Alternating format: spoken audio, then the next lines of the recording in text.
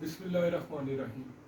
جنید اقدار وڑیک YouTube channel میں خوش آمدید۔ آج ہم کل ہونے والے ضمنی انتخاب میں پی ٹی آئی کی جو جیت ہے اس کی جو وجوہات ہیں وہ تفصیل سے ڈسکس کریں گے۔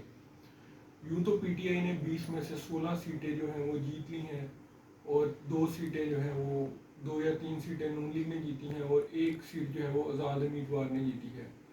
مطلب یوں 15 سے 16 جو سیٹیں ہیں وہ بھی پی ٹی آئی کی کنفرم ہیں۔ 3 سے 4 جو ہیں وہ، کیونکہ ایک جو سیٹ راولپنڈی والی ہے وہ بھی ڈاؤٹ فل ہے، ادھر ری کاؤنٹنگ ہوگی، وہ نون لیگ نے جیتی ہیں، اور ایک لودھرا سے آزاد امیدوار نے جیتا ہے۔ تو اس پہ ہم دیکھیں گے کہ کیا وجوہات ہیں جس کی وجہ سے پی ٹی آئی نے یہ ساری سیٹیں جیتی، اور نون لیگ جو حکومت میں ہوتے ہوئے ان سیٹوں پہ کامیاب نہ ہو سکی۔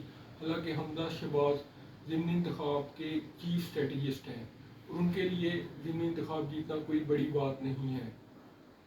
تو سب سے اہم پہلی جو بات ہے جو پی ٹی آئی نے ون کی وہ عمران خان کا بیانیہ ہے، کیونکہ عمران خان کو جس وجہ سے بھی نکالا گیا لیکن انہوں نے اس بیانیے کو ایک مخصوص شکل دی جو کہ عوام میں سیل ہوا، عوام نے اسے پسند کیا، اس لیے 9 اپریل کو ایک قابل ذکر تعداد پاکستانیوں کی سڑکوں پر نکلی، اور اسی کے رد عمل میں انہوں نے جا کے ووٹ ڈالا اور پی ٹی آئی نے ون کیا۔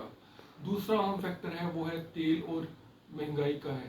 تیل کی قیمتوں میں اضافہ ہوا جس کی وجہ سے عوام پر بے گناہ بوجھ پڑا۔ اسی طرح مختلف چیزوں کی کموڈیٹیز جو ہیں، خاص طور پہ جو ایٹیبلز ہیں، ان کی قیمتوں میں اضافہ ہوا، جس کی وجہ سے عوام کو شدید مشکلات کا سامنا کرنا پڑا۔ تو اور انہوں نے اس ریئیکشن میں جا کے پی ٹی آئی کے حق میں اور نون لیگ کے خلاف ووٹ دیا۔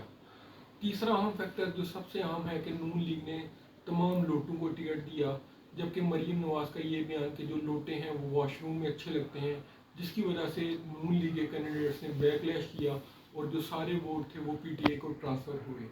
چوتھا اہم فیکٹر جو فضل الرحمان، آصف علی زرداری اور نواز شریف کا غیر فطری اتحاد ہے۔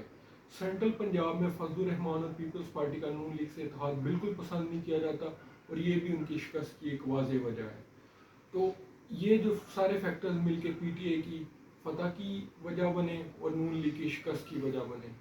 تاہم اگر پی ٹی آئی اپنی مستی میں سرگرم رہی اور نون لیگ مطلب اپنی غلطیوں کو تدارک نہ کر سکی، تو یہ چیزیں اور یہی سیاسی جو حرکیات ہیں وہ آگے کنٹینیو بھی رہ سکتے ہیں۔